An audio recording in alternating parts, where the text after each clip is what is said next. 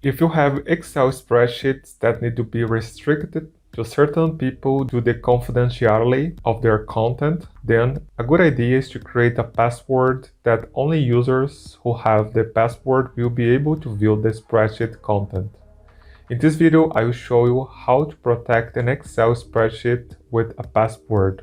So note that I have an Excel file, and when I open it, I can view the information normally.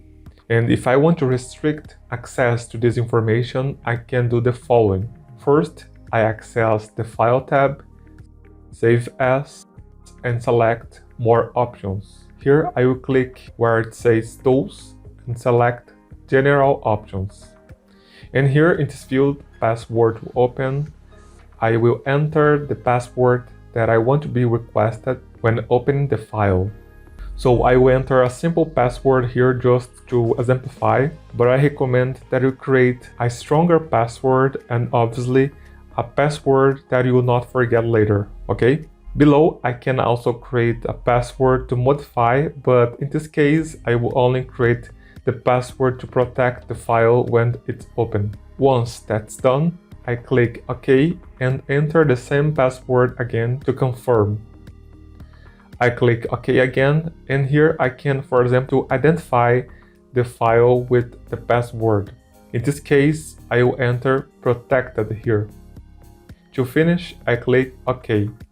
Now I will close the file. And note that when I open the protected file, Excel will ask for the password. In other words, I will only be able to see the file information when I enter the correct password. So this is a very simple way for you to protect certain information in your spreadsheets, ensuring extra security for your data.